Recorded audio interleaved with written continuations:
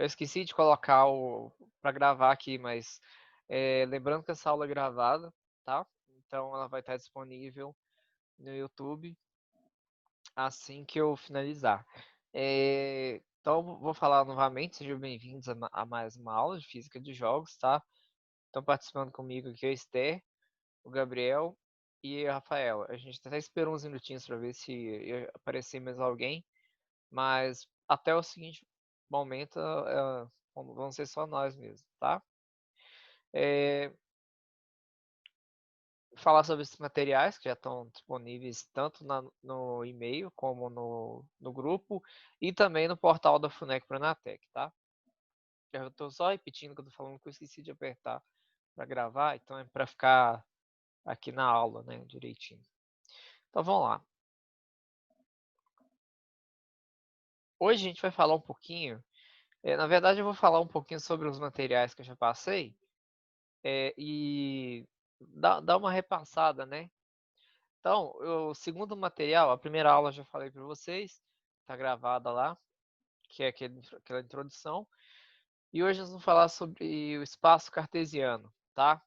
Vocês já estudaram isso aí em matemática, né? A gente tem o eixo X e o eixo Y. Né? O eixo X é aquele eixo horizontal e o eixo Y é o eixo vertical, onde você tem várias coordenadas, né? Quando a gente fala que a gente tem um espaço cartesiano, quando a gente está desenvolvendo um jogo, é justamente para a gente definir qual que vai ser a posição onde nós vamos colocar os nossos elementos, tá? Os nossos power-ups do jogador, os inimigos, o mapa e assim por diante, tá? Uh, Vocês sabem como é que funciona Sabem o que é pixel, né, gente? Pixels, você já ouviu falar de pixels?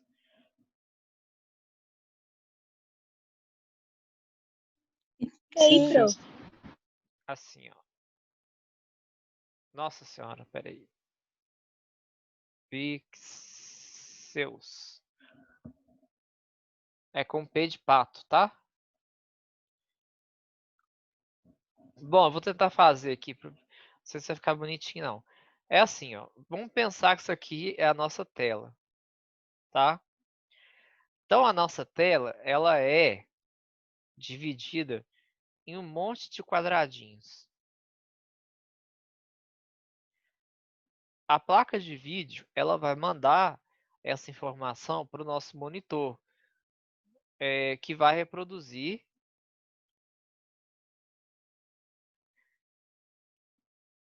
Claro que aqui os quadrados estão maiores, mas então, ó, aqui a gente tem um quadradinho onde ele pode assumir uma cor vermelha, uma cor verde ou uma cor azul, né? O padrão RGB. E aí, se você for colocando essas coisas aqui assim, elas vão formar uma imagem, tá? Então, o monitor ele renderiza uma imagem e fica fazendo essa coisa de renderização aqui. Como que a gente sabe como uma imagem está mais nítida ou não? Quanto maior a quantidade de pixels, mais nítida que uma imagem fica. Maior ela fica também, tá? E quando a gente vai desenvolver um jogo, a gente trabalha com esses pixels, né? Então, o espaço cartesiano nada mais é que o espaço onde a gente representa os elementos, né, dos jogos através de coordenadas. Então, quando a gente fala que tal item vai ficar na posição 0, 5, por exemplo, tá? Vocês lembram lá quando a gente estava trabalhando no OpenGL, que a gente colocava, para a gente desenhar um vértice na tela, a gente tinha que colocar a posição x e y, né? 0 e 5, por exemplo. 0 e 0.5. Vocês lembram disso, quando a gente teve aula do OpenGL? Na disciplina de bibliotecas gráficas? Sim, eu lembro, professor. Então, aqui a gente usa basicamente o mesmo conceito, tá? Só que você não vai fazer o desenho todo na programação. a gente vai ver uma coisa sobre sprite sheets, que é uma coisa até bacana mesmo. Vocês já ouviram falar de pixel art? Deixa eu procurar para vocês aqui. É um Fico aplicativo? interessado. O que que é? Não, pixel art é um tipo de arte, só que você faz pixel por pixel e fica Ah, tá. bonitinho. A gente já fez. Vocês já fizeram? Que é bacana, é bom Uhum. que Eu não lembro aonde. A gente já fez mesmo, mas eu não lembro quando, assim. para Pra desenvolver criar algum jogo personagem. você pode usar isso. Aqui, olha. Isso é uma Ah, pixel lembrei. art de um pônei. Isso aqui são de frutinhas, tá vendo? E nossa, isso aqui parece que é coisa a pessoa imprimiu depois que ela fez. Legal. E aí dá para fazer coisas muito bacanas. Olha aqui que textura maravilhosa, né? Então assim, muita gente gosta de desenvolver jogos 8 bits até hoje. Vocês já ouviram falar de um jogo que chama The Messenger? Não. É esse Não, aqui, ó. não. Ele é para Xbox, né? Pelo menos eu jogo ele no Xbox. E ele é todo em 8 bits. Tá vendo? Isso aqui, ó, se você pegar. Eu gosto, acho que eu não terminei de zerar ele ainda não. Mas ele parece muito jogo antigo. Ele tem cara daqueles jogos dos anos 80, sabe? E tudo feito por pixel art, ó. A água, os movimentos, os sprites, né? Qual que eu jogava um que chamava Momodora.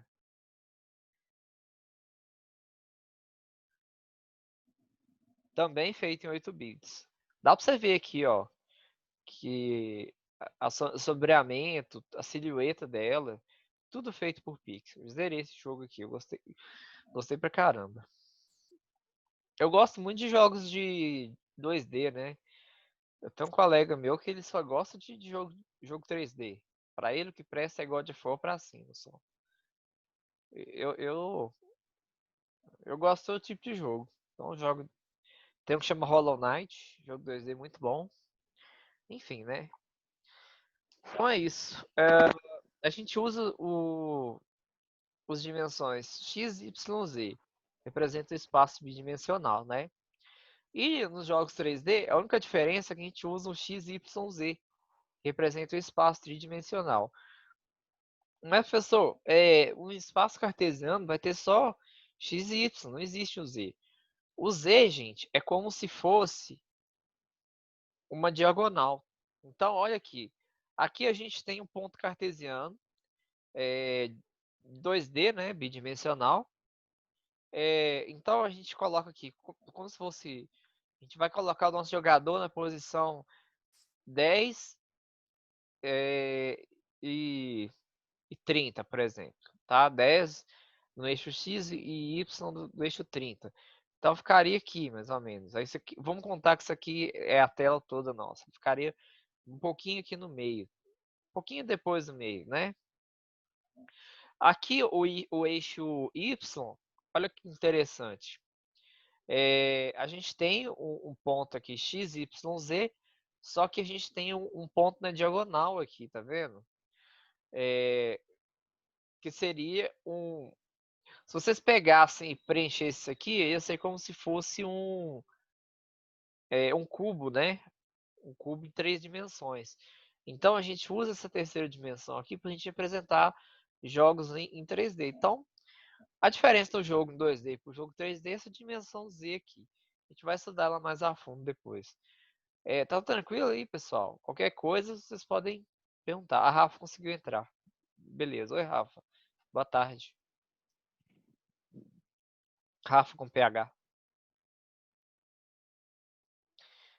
Enfim. Alguma dúvida até o seguinte momento? Não, não. Eu Não. não. Ok. As coordenadas no modelo 3D representam o vértice de um objeto. Tá? É a mesma coisa, né, gente? Isso aqui eu já cansei de falar. O jogo 2D representa a posição de elemento na tela. No jogo 2D, manipulamos objetos no eixo Y para a direita. e para a esquerda no eixo. Tá. No jogo 2D, quando a gente manipula o objeto, então, por exemplo, vamos pegar aqui, ó. Vamos supor que esse ponto aqui é o nosso jogador, certo? Então,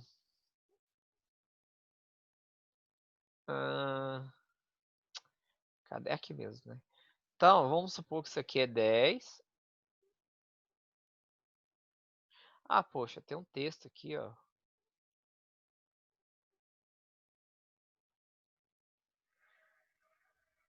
Dez e 30, certo? E se depois eu aumentar para 15 e 30? O que que vai acontecer, pessoal? O eixo X vai para 15, né? Vai Isso, o aumentando EX 15. vai para 15. Ou seja, se eu fosse desenhar, onde que é o draw? Mouse? Não, onde que é o pincel aqui? Ah, tá. Ok. Se eu fosse desenhar esse ponto, ele ia ficar mais ou menos aqui, né?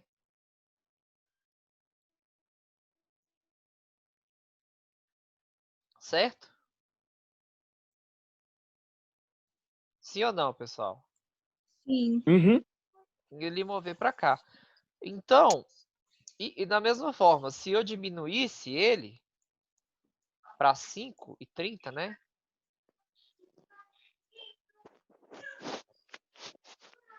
Um ponto aqui. E aqui vamos supor que fosse 5 e 30. O que que aconteceu, gente? O nosso elemento dentro do jogo, se fosse um jogador, por exemplo, ele moveria ou para a esquerda ou para a direita. Vocês conseguiram entender? Para a gente movimentar o jogador dentro do jogo nosso, a gente cria uma variável x e uma variável y, né? E aí, por exemplo, se eu aumentar o valor do y, eu vou movimentar o ponto para cima, não é isso mesmo? Se eu diminuir, eu movimento ele para baixo. À medida que ele for aproximando de zero, ele vai diminuindo aqui.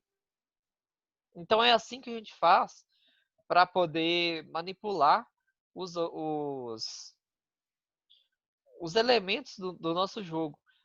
A gente vai criar duas variáveis, uma x e uma y, para a gente poder manipular, tá? Deixa eu limpar as anotações aqui. Tá? Então, quando a gente fala que no jogo 2D a gente tem um eixo y e a gente vai manipular ele, então se a gente aumenta, a gente move ele para a direita, e se a gente diminui, move ele para a esquerda, né? E no eixo y, se a gente aumenta, ele vai para cima, se a gente diminui, ele vai para baixo, tá? No eixo z a gente tem uma diferença que a gente tem o x e y, ele tem os dois, então a gente manipula ele de uma forma diferente. A gente vai ver isso depois, tá? Vamos ver o 2D primeiro, que ele é mais fácil. Aqui tem um exemplo, tá? Depois, se vocês quiserem fazer em Java, vocês têm alguma ferramenta, NetBeans ou Eclipse?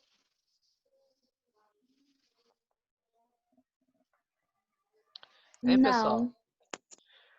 Tenta baixar depois no computador, tem que ser no computador, tá? Depois eu vou ver se tem alguma ideia que executa Java, né? Para celular, no caso. Aí vocês vão colocar aqui, né? Criando JFrame e tudo mais. Isso aqui é um exemplozinho simples de criar um JFrame e centralizar ele na tela, né? Aí vocês vão fazer isso aqui depois para mim. Isso aqui ele vai desenhar um retângulo. É isso aí. as propriedades e tal, componente x, y, etc. Aí vocês vão desenhar uma bolinha e aí vocês vão manipulando os valores, esses valores aqui, ó. Tá, G color black, aí tem aqui o G fill rect, que é esse retângulo aqui, G set color, color red, e depois G fill oval. Esse aqui, o que vai acontecer? Essa posição 0 e 0 aqui, tá vendo que tem a posição 0 e 0 nos dois? A propriedade G.fillOval ou fillRect, tá? Ela é dessa biblioteca aqui, GraphicsG. Essas propriedades, elas fazem o seguinte. Primeiro, ela tem uma coordenada x e y, depois ela tem um tamanho em pixels, né? Como aqui, por exemplo, a gente tem um retângulo que tem 640 de largura por 480 de altura. E aqui a gente tem uma bolinha que tem 40 por 40, né? 40 de largura e 40 de altura. Se eu colocar aqui e ir manipulando, tipo, colocar 10. Aí no caso, se eu colocar aqui 10 aqui no X, ele vai mover para a direita. Se eu colocar ele menor, até chegar a 0, por exemplo, ele vai ficar aqui, na parte inferior. E assim por diante, tá? Então, eu queria que vocês tentassem fazer isso aqui depois e mandar por e-mail, tá?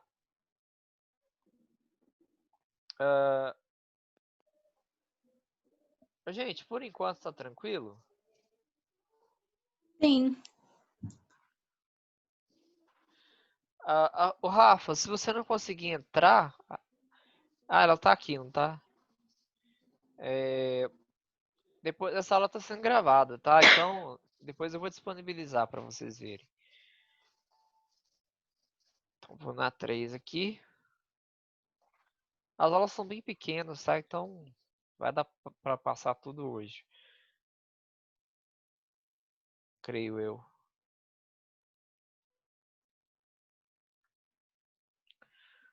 Pessoal, todos veem a apresentação certinha aí, né? Opa, acho que não é essa não.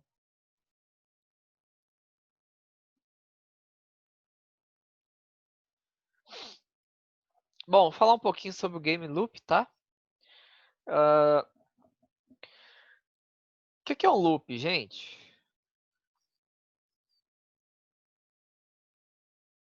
Professor, eu não sei, mas antes, tipo assim, a gente aprendeu, e eu aprendi dessa forma, né? Que loop é tipo assim, que voltando, é como se fosse o infinito, que nunca para. Isso. Tipo isso, né? É um laço de repetição, é um trecho de código que ele vai repetir até que uma certa condição seja atingida, que a gente define, entendeu? Então, por exemplo, se a gente vai fazer um for de 10 execuções, aí ele vai fazer de 0 a 10, por exemplo. E tem o while, por exemplo, onde você só vai parar de executar quando o cara fechar a tela. E assim por diante, tá? Então, quando a gente sabe a quantidade de execuções, a gente usa o for. E o while, quando a gente usa quando a gente não tem certeza quando a execução vai ser parada, tá? Então, antes da gente entender o que é game loop, a gente tem que entender que um jogo ele envolve vários processos, né? E esses processos devem ser executados simultaneamente. Mas quantas vezes que esses processos devem ser executados? Então, por exemplo, pensa num jogo que ele está fazendo uma parte lógica e ele está mostrando a imagem na tela e você entra num checkpoint e salva o jogo. Então, ele está fazendo, além disso, ele vai. Falta 10 minutos só, mas eu inicio uma outra reunião, tá? Porque eu quero finalizar isso hoje. Bom, então ele está pegando e salvando dentro de um banco de dados também. Então, ele envolve muitas coisas. Quando que a gente vai parar de executar esses processos? A gente não sabe, tá? Então, gente, para isso a gente usa um game loop, né? Que é um laço de repetição onde eu vou executar os processos para que o funcionamento do jogo seja garantido, né? Então, todo processo lógico do jogo contém inteligência artificial, né? Tem isso também. Então, os inimigos eles têm que ter uma inteligência artificial. Aí tem o controle do jogo, né? Tem a interação com o jogador, tem a renderização de imagens, que é executado continuamente. Esses processos eles são executados sem parar até o finalizar o jogo, né? Então, para isso, a gente usa thread, né? Uma thread, gente, é um processo que ele é dividido em tarefas simultâneas, né? Então, a gente usa a thread para poder fazer com que o jogo ele execute a lógica, a interface, os dois sejam executados ao mesmo tempo. Então, permitir que ele funcione, tá? Observe a imagem abaixo, tá? Para que o jogador, o inimigo e os demais elementos se movimentem, uma imagem deve ser gerada para o usuário. Então, ó, isso aqui, ele é gerada uma vez para o usuário. Como que é feito um desenho animado? Vocês sabem? Um Como que a gente faz uma desenho, sei animação? lá. Oi? Peraí. É por imagem, né? Você faz a Isso. animação do Você faz personagem uma andando. imagem dele. Vamos supor, você desenha e faz o desenho do Mario aqui, por exemplo. Aí, ele vai estar aqui. Então, você tem que desenhar ele aqui. Depois, ele vai estar aqui. Então, você tem que fazer um por um, né? É basicamente isso, né? Para que o jogador, o inimigo, os demais elementos se movimentem, uma imagem deve ser gerada para o usuário. Então, toda hora, ele vai ficar gerando imagem, né? A imagem anterior, onde o jogo estava na posição XY, por exemplo, deve ser apagada. Ou seja, eu gero essa imagem onde ele está aqui, mas agora ele vai estar aqui, ó, nessa posição onde. Vocês conseguem ver a seta? Uhum. Ah, então tá. Senão eu vou ficar. Tô tentando apontar para vocês aqui e vocês não iam ver. Deixa eu fazer com a anotação, porque fica melhor. Então ele tá aqui, né? Aí depois ele vai estar aqui, ó. Que ele vai cair em cima da cabeça do Goomba aqui. O Goomba, por sua vez, ele tá aqui, né? Mas ele vai andando para lá, ó, continuamente, né? Até ele colidir com um cano, alguma coisa assim. Se ele não colidir, ele cai no buraco e desaparece, tá? Então, gente, essas imagens elas têm que ser geradas continuamente. E para poder dar o efeito de movimento, a imagem anterior é apagada e essa imagem dele aqui nessa posição é gerada, tá? É como num filme ou desenho animado, as imagens são refeitas para dar a sensação de movimento. Então, percebe-se que dentro do loop acontecem vários processos que tornam possível a execução do jogo, tá? Aí é o seguinte, eu estou fazendo um curso de programação de jogos e ele cria duas funções. Tem gente que usa as mesmas funções com nomes diferentes, tá? Mas eu vou manter, que aí eu acho melhor de trabalhar. Então a gente tem o método tick, que é onde a gente vai inserir toda a lógica do jogo, tá? Quando a gente vai criar uma classe, para a gente criar uma classe player, a gente também tem o método tick da classe player, tá? E a gente usa o override para poder, no caso, sobrescrever, né? E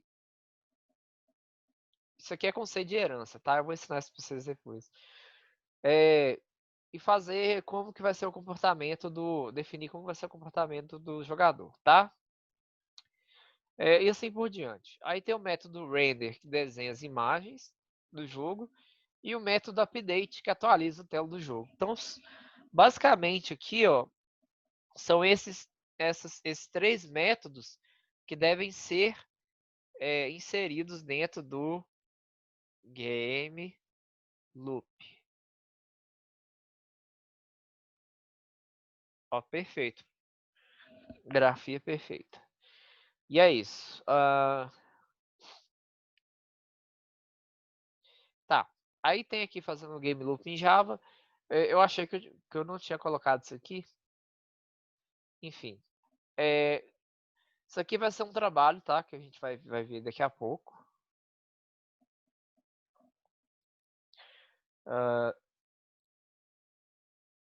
Deixa eu fechar ele aqui. Vai parar o compartilhamento.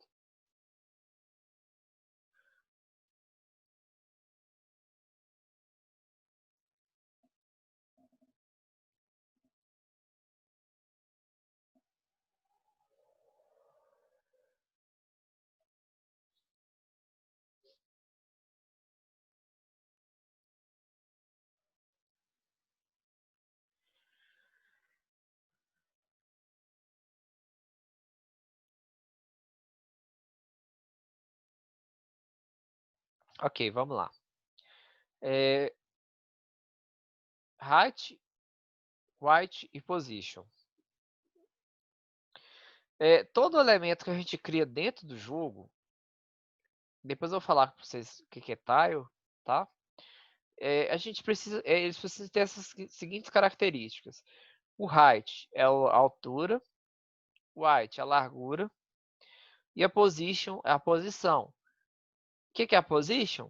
Posição x e y, as coordenadas x e y do jogo, tá? O height diz respeito à altura em pixels, né? Então, aqui a gente cria o exemplo de criar uma variável em Java, height tamanho 160. O height diz respeito a tamanho e largura.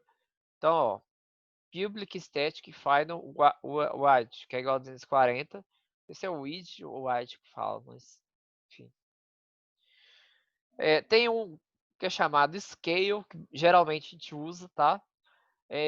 Para a gente poder permitir para o jogador, no caso, a pessoa que vai jogar seu jogo, definir o tamanho da tela. Não sei se vocês já viram, quando você pega um jogo e aí você define a resolução, tá? É mais ou menos isso. É uma escala que é variável. Então, assim, aqui, por exemplo, a gente tem uma variável scale que é igual a 3. Então, aqui a gente, no caso, um programador que vai poder mudar aqui automaticamente quando ele for desenhar uma tela, né? Só que eu posso definir para o usuário colocar esse scale também. E a position é o eixo X e o eixo Y, que eu acabei de falar, né? Para fazer que os movimentos, que os personagens se movimentem, basta que a gente altere os valores do X e o Y. Aqui tem um exemplo de position, tá?